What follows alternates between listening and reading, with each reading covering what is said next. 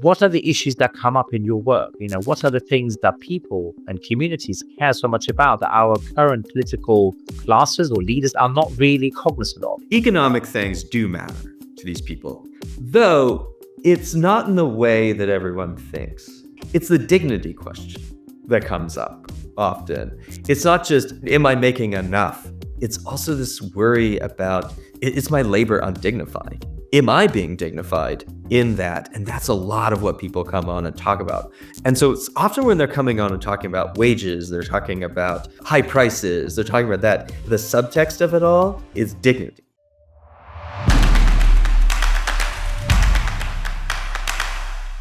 Welcome back to Navigating Noise, Filter Labs podcast. I'm really excited about today's conversation with Adrian Pabst. I've gotten to know Adrian over the last several years. But what's really exciting about Adrian is that he has so many different intellectual capabilities and interesting roles he's played, that he brings a lot of deep expertise in the policy side and economic policy particularly, but he also has this really exciting philosophical and theological training to help understand some issues that sometimes reside outside of these technocratic policy conversations, in ways that he's brought a helpful critique, I think, in a lot of ways, to the ways that liberal democracy and the institutions that really thrived under the heyday of liberal democracy are weak, at the very least, to say. But let me start here and just welcome you, Adrian, before I say too much about you, and ask you to tell the listeners about yourself. Who are you, and what roles do you have? But thank you for joining us. Well, Jonathan, thank you so much for your invitation. Your more than generous words of welcome and introduction. Look, I couldn't be happier being here, and it's always been a pleasure speaking with you, and I've learned a great deal from your work, and it's precisely trying to connect the conceptual with the sort of the empirical, some of the theoretical and the practical issues, because I suppose at the heart of what I've been sort of studying and what I've been thinking about, over the last sort of couple of decades, really, is precisely that a lot of these modern dualisms don't work. That this idea that there's somehow theory at one end and practice at another, and the two are not really connected or integrated, or that we have either sort of purely ideological issues or purely material ones, and again that there's not really a relation between them. I mean, take the whole debate about, is it the economy or is it culture? I find all that quite abstract and really not really very convincing, and sort of trying to understand the world we live in, and the world as it is, but also perhaps the world as it should be. So I suppose that's also the thing that's interested me a lot, is how do we bring the analytical and the normative together, so that again they don't look like completely divorced one from the other.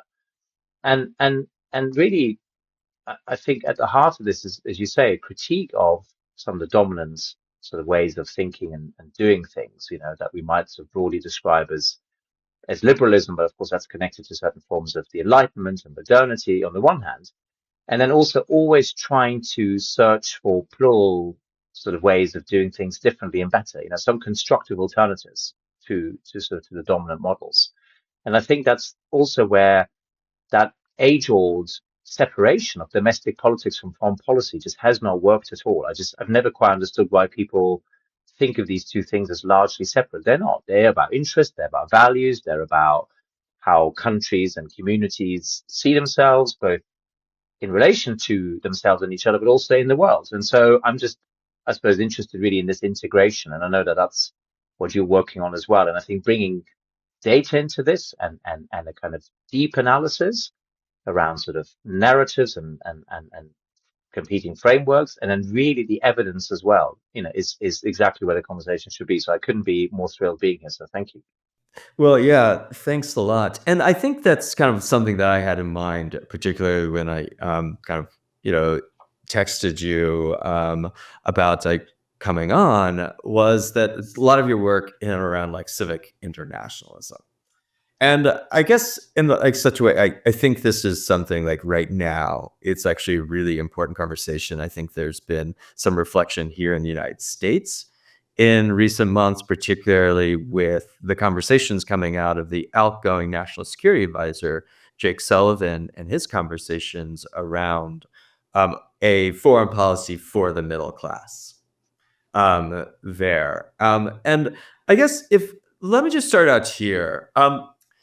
Is there an account, or was there a time when the foreign policy and the domestic policy kind of like came apart a little bit? Could you tell us like that history about like how we got to this place where all of a sudden Jake Sullivan is saying something like, at least in the American context, as new to say like, actually, we need this to work for our people. But how did we get to the point where it wasn't working? Was there a time when it did work? More broadly for the local communities in the countries?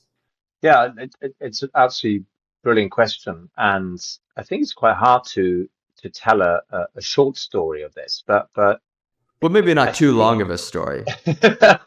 no, quite. But I think where I'd go with this is if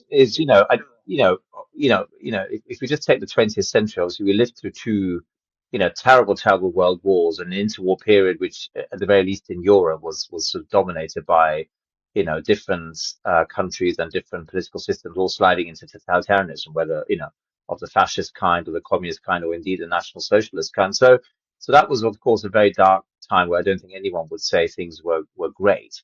I suppose, though, there were then early moments of an alternative to that, where you had either sort of extreme forms of nationalism or extreme forms of imperialism, and in some sense, often they went hand in hand. And so what we had, of course, in the US with the New Deal, and then in Europe with the post-war settlements, models, was really an attempt to say it is about the national. So we do have to, rebuild these countries and put in place things that work for a large majority, which would really be the working and the middle classes together. So it's a cross class alliance, all right, at the time of the New Deal and the post-war reconstruction. But coupled with the kind of internationalism, we do have partners and allies, and we work with them. And you even had, in the case of Europe, and I think it's true for the West more generally, forms of sort of mutual protection. Bretton Woods, in part sort of designed and devised by Keynes, and I'm now at an institute in London that was set up by Keynes, the National Institute of Economic and Social Research. I think one of Keynes's interesting insights was this idea that you need good forms of international cooperation. And I think Bretton Woods, in its first incarnation, certainly tried to do that, tried to avoid either extreme protectionism or extreme forms of laissez-faire. So yes, I think there was a time when the national and the international were closer aligned with each other. I think there was a time when economic models, both domestic and international, work better for a popular majority. And then I think we've had a 40-year history of liberalization, deregulation, privatization, commonly known as neoliberalism, where I think we started seeing a bit of a divorce, where certain national interests have clearly done very well, finance, more recently tech, but also other professions like law and accountancy on the one hand, and of course other sectors like industry, manufacturing, agriculture have not really done so well. And then I think we've seen a greater divorce of a certain sort of new, shall we call it, professional managerial class, in some respects, sort of the knowledge economy, very sort of, high cognitive abilities in one sense, versus the more kind of manual, more technical, more vocational type jobs. One is sort of globally trading, the other one is often sort of more local, more regional, more domestic and national, but not international in the same way. And I think we've seen essentially the working class losing out, and now also the middle class increasingly under threat.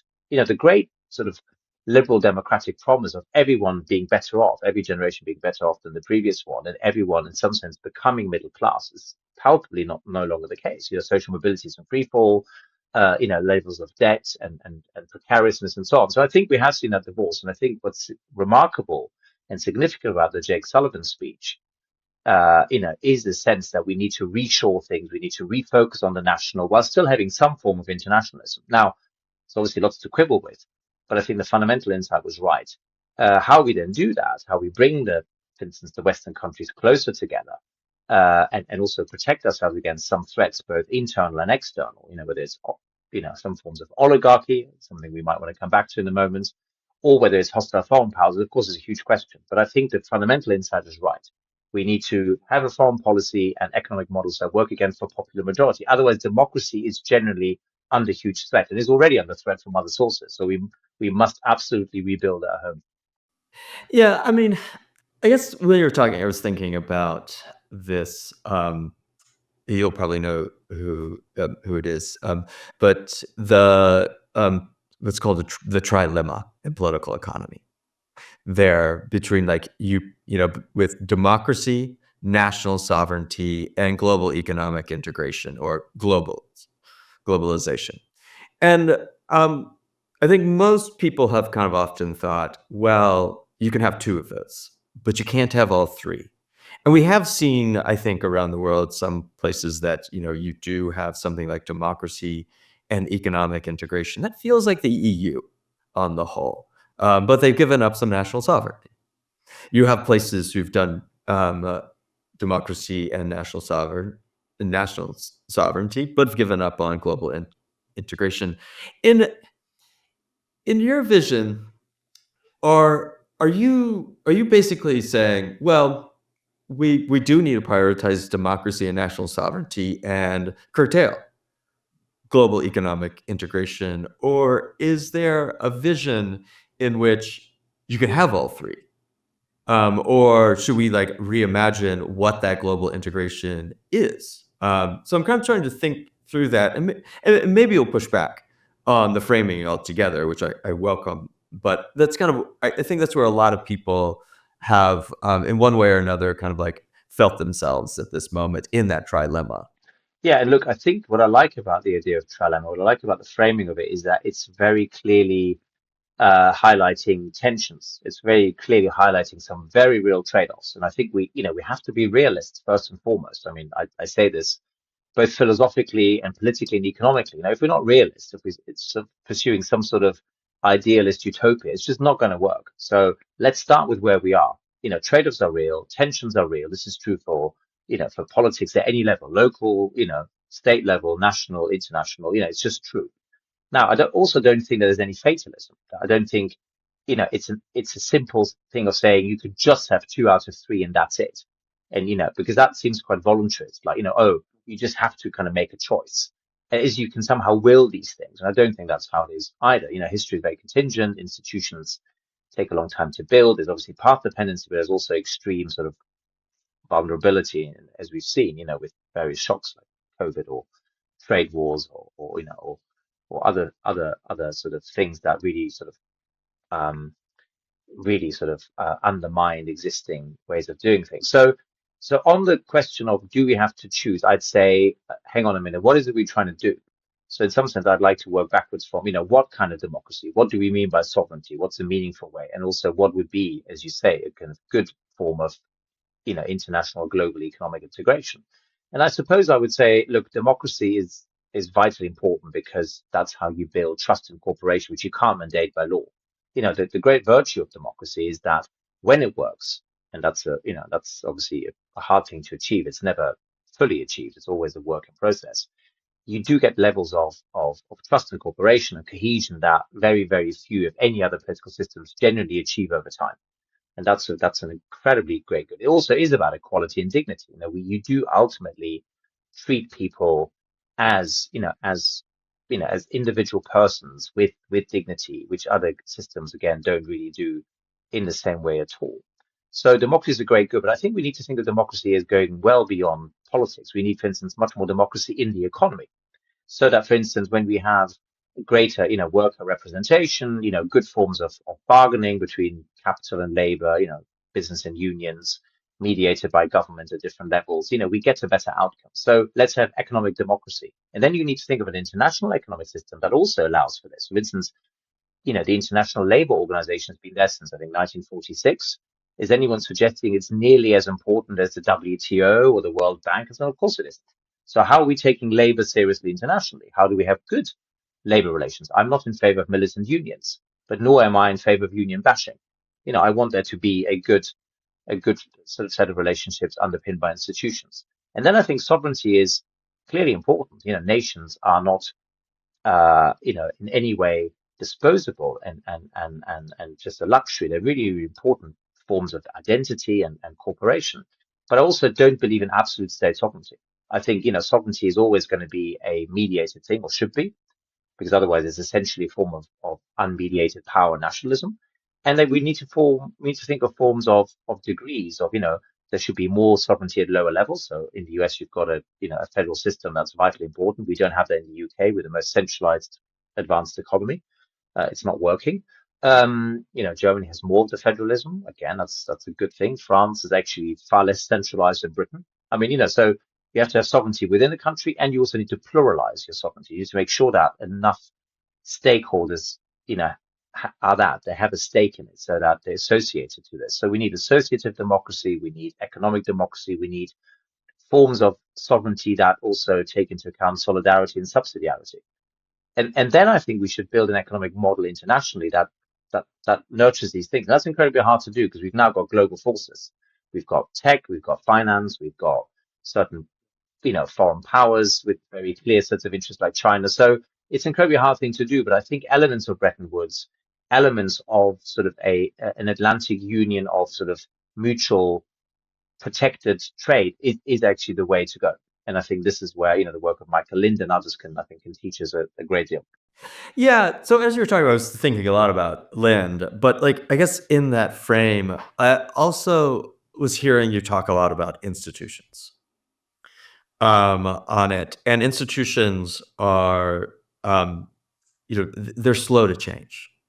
That's the nature of an institution, is to be slow to change in that respect, because they're very, very rarely, if ever, conjured directly into existence by some law. They're this gathering up of norms and procedures that gather together over time, and those don't change overnight, often, unless it's in a very catastrophic context. And so I guess on that side, is that where the change is? And I guess so it's kind of open up something here that I've been thinking about. And maybe this is just a pathway to change as well. And maybe that's what I'm thinking about is what should we be looking at in these countries to what data, what indicators should we care about to pick out and start to highlight the features of them that we think are important or that you think are important on it. And thinking particularly, and this has been around, there's lots of complaints and, we're on the third, fourth, or fifth alternative to it, but the focus on GDP as a condition of success. Or another one that you see often is military strength. A nation is successful if it has a high GDP and it has a military that would quite likely be able to deter a very serious attack. And that's how we think about it in some sense. Are there alternative metrics that would help us start to look in the right places and then to value those different things? And what would those be? Well, look, Jonathan, I would say very much, what I've learned from you in your work, which is you really have to look at, what animates people, what matters to them, and by that I mean both material and symbolic things. So people clearly need, a source of income, and that shouldn't just come from state benefits. There's a sense of, of work, which is a form of fulfillment, self-esteem, but also, of course, earns you an income that pays the bills. So work has to be rewarded in the right sort of way. And of course, we can then also talk about domestic work and what we do there, because a lot of work is still happening domestically. It's still mostly done by women, care for children, care for the elderly. We know how important the care question is in aging societies like those of the West and increasingly those of the whole globe. So how do we reward work? That's a really important thing. Relationships.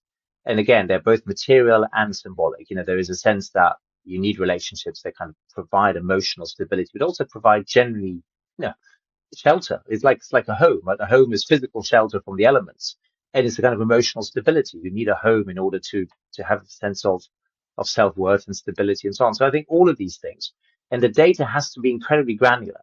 The fact is, we have got such fragmentation in society, such polarization, that yes, there are things we have in common, but we also need to really work out what are the needs of very local populations. So I think the way that we gather data about very local needs and very local sort of requirements for people to feel secure and to feel that you can maybe begin to lead a life that's decent and has some meaning is incredibly important. GDP and I think military strength are absolutely necessary conditions. I don't think any country will do very well for very long if it doesn't have, either GDP or access to prosperity, and either doesn't have a strong military itself, or it has some kind of protective security umbrella, which is often the case of smaller countries. But we can see it with all sorts of wars around the world. The semblance of security is often quite strong, and then suddenly you see just how vulnerable you are to enemy attacks. I mean, Hamas's attack on Israel, on the 7th of October, of 2023 was, one of those moments, right? And that will certainly be a defining moment for, decades to come. So I think, material and military strength are clearly important, but, social trust and cooperation and a sense of belonging and a sense of fulfillment derived from work and from family and so on and from communities, these are all vital ingredients for strong, cohesive societies. And I think the question is, how do we gather the data? What are the conceptual frameworks we apply? And then very quickly, what are the institutions and the policies that best nurture this? And I think we've got a huge amount of work to do to design some of those new institutions. In a gig economy, in a more polarized society, it's not going to be the old type labor unions, but we probably need some form of labor representation. What does that look like?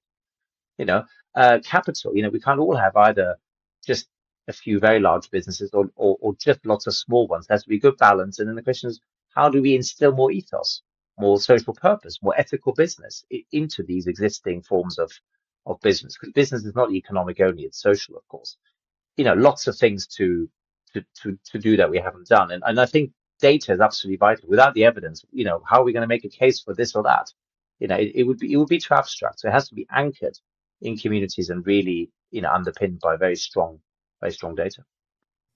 Yeah, obviously, like, I find that very congenial there. And I guess here's a question I often get, particularly from like policymakers when we kind of show them some of our data on that.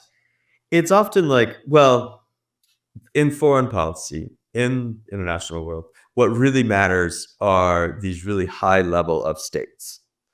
Like what's going on between like heads of state, major actors, and such that like it can be. I think there's an instinct, whether it's accurate or not, is that like what's going on at the community level. That's really that's not going to have any impact. We don't know how to deal with it, and I think increasingly we're seeing a lot of these leaders exposed to it, and then those who also kind of appreciate the other person's, their counterparts, domestic context and what's going on there are actually really subtle actors on it. However, it does seem, and maybe it's not the case in the UK, which it'd be like fantastic to hear that, but it does seem that the policy process doesn't yet have a clear way for some of these issues around kind of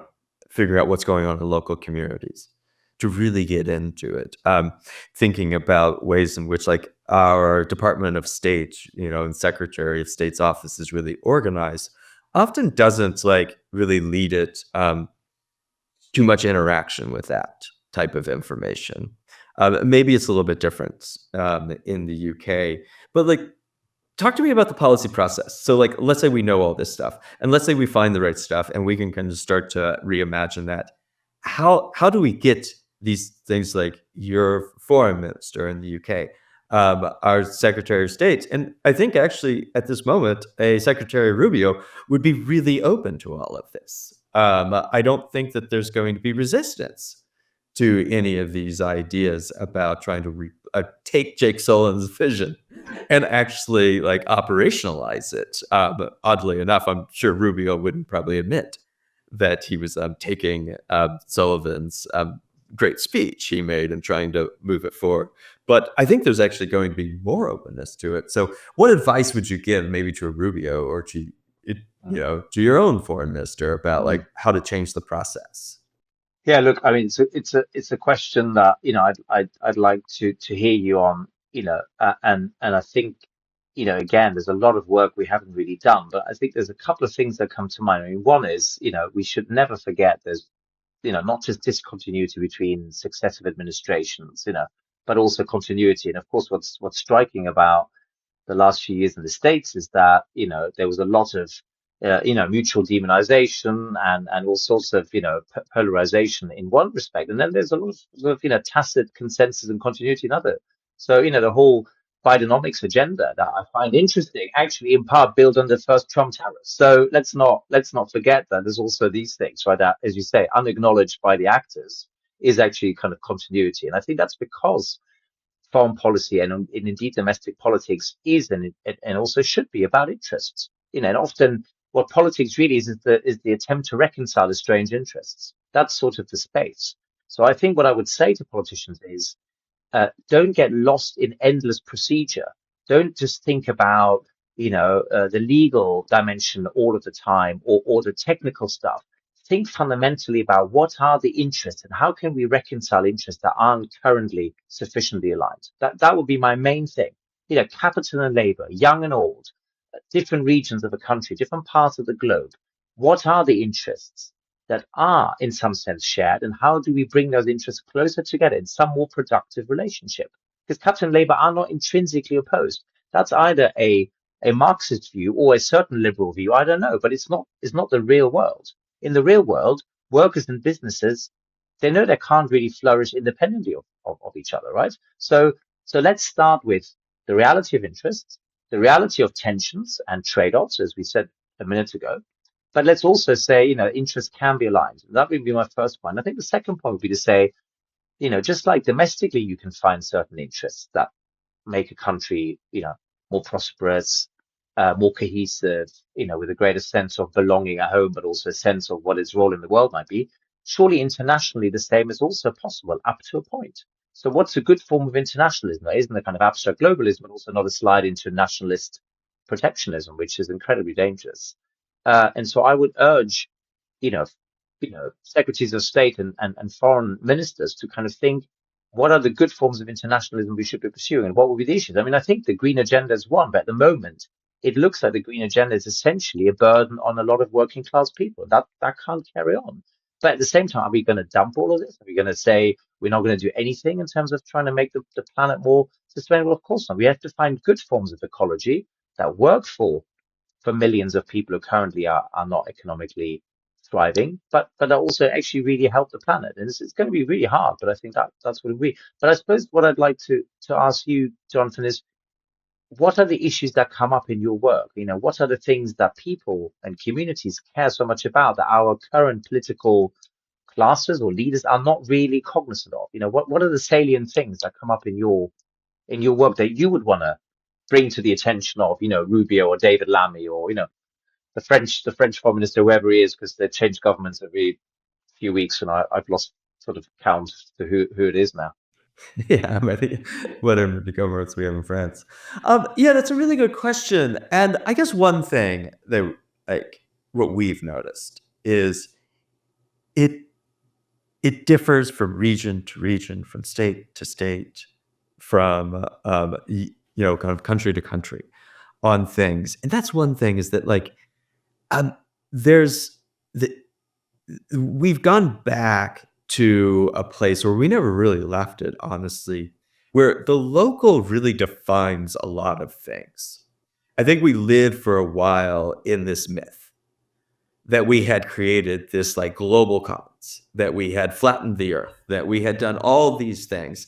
And that was just a way for us to see ourselves. And what was happening, the people who were promoting that and found that highly descriptive of the world were those in a certain elite that did kind of have a certain community that was placeless. And so it made sense to them there. And I think, the person who, coined the term "the world is flat," I think he probably got the warmest reception at something like Davos there. And it was intuitive to them in a way that it's not intuitive to most people, to people in the community I'm from in Oklahoma, to a lot of communities that, we're like, we have data on, whether that's in regions of Russia, China, Iran, Middle East, Africa, on that. Like the local really defines it. So that's the first thing. And the second is that we can, like, economic things do matter to these people, though it's not in the way that everyone thinks. It's also because it's the dignity question that comes up often. It's not just, am I making enough? It's also this worry about, is like it is my labor undignified? Am I being dignified in that? And that's a lot of what people come on and talk about. And so it's often when they're coming on and talking about wages, they're talking about high prices, they're talking about that. The subtext of it all is is dignity there. And those are things that are there's not just like an obvious kind of technocratic solution to that.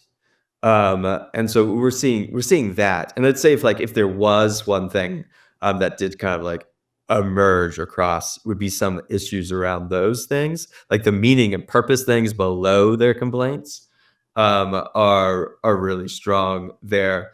But I think there's one thing that I would say is like a real sign of hope that we're seeing, and some other guests on this podcast have say this. I'm thinking of Ellen McCarthy particularly, was saying that there's this resurgence of trust in one way, and that's trust in local institutions. There's actually relatively, at least in the United States, high level of trust in local news there, and you're seeing like that, and such that there are ways in which there are really strong signs that things can get better and on this, and we're not kind of doomed to this cycle of cratering trust and all of that. And if anything, if I hear someone talking about cratering trust and everything's going bad, I kind of think about, my question is, are they disconnected from the local? Are they too much in a conversation of other elites? I don't know. So this is podcast interviewing you. But what do you make of all that? Well, I mean, I have to say, I find this incredibly interesting because, much of the sort of dominant discourse over recent months and years has been, the return of the state, the resurgence of the national, the kind of reassertion of countries and nations, and make America great again, populism in Europe, obviously, strongman rule elsewhere in the world, and in all of this will sort of be seen as a massive backlash against globalism and the kind of the sort of abstract cosmopolitanism that I think you sort of hinted at, and I think whilst there's some clear truth to that, I think you're right. The moment we start digging a bit deeper, the story becomes far more complex, which is that because of the nature of the global economy of the last 30, 40 years, polarization, fragmentation has been real pretty much everywhere in the world. It takes different shapes and forms, but it happens. So that, yes, there is still a sense of nationhood and the national up to a point. But when you have mass immigration like you've had in Britain, and obviously you've had your own issues with immigration in the States recently in terms of kind of a stronger influx, on the southern border and so on, then I think we get the sense that people do not trust national institutions because they don't seem to be working very well. Because the national institutions, until very recently, at the very least, look to be in sort of you know, uh, secret collusion with these global structures that were not where people were. As you said, people's identity is not primarily defined about their relation to the national capital or the federal government, or indeed, what's going on in Davos or in Singapore or in the city of London. It's much more defined by the things that are more tangible. The institutions, the local town hall and so on. So I think that's really fascinating because I think it explains a lot the sort of sense of both distrust of elites and also distrust of institutions that palpably haven't worked, and the sense that America has got a question to ask and to answer about the strength of some of its institutions. I mean, never mind that, sure, the Supreme Court and Congress and the presidency are there and seem to be working, but other institutions, certain forms of infrastructure, certain forms of education are not working probably as well as you would want and we would want. The same is true even more so in Britain. But as you say, the locals perhaps far more resilient in all this.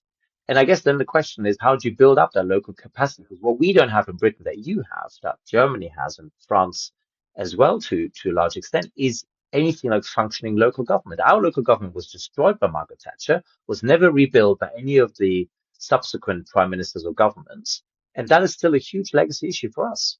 That, our city councils are not nearly doing as well. Pothole Britain is a kind of, it's a farce because we can't even fix the roads. We can't even collect the bins properly in some parts. We just got shocking levels of local lack of state capacity, which is a real problem. And then local businesses, of course, won't go there. They will go to the best run councils. So everything is concentrated and adds to the sense that actually people's lives are very precarious. So I think rebuilding local capacity, linking up with other local capacity, so that you generally build up a country's institutional ecology from the bottom up again. And of course, connected to national institutions. So there's a good kind of subsidiarist balance. It's not all top down, it's not all bottom up. There's sort of good connections. But I think that's exactly where the debate is. It's no longer just about the global and the national, which is what we've heard for the last 10 years. I think we're moving on to the local, and that is a really important moment, I think, in all this. I think you're right, is that like these local governments are the ones that are performing. They're the ones that actually deliver the vast majority of services. In the two countries that I've spent, majority of my life living, US and Germany.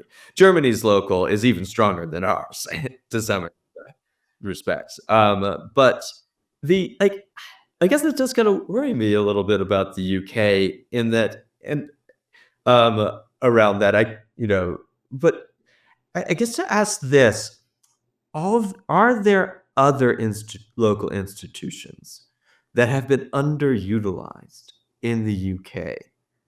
And I think that is a question right now, because I think the real question for to get over media polarization a lot of times in the US is to try to get people to just consume more local media.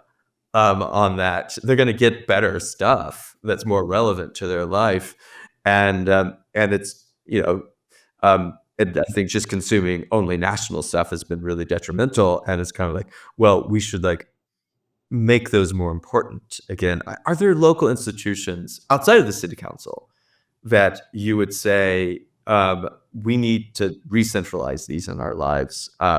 What would those be? Yeah. No, I mean, that's a really, really crucially important question. And I think in Britain's case, I can think of a couple of examples. I mean, one is very clearly the fact that people are, and continue to be very attached to everything that essentially upholds, we might say, this idea of public parks, public gardens, anything that kind of is a connection with nature.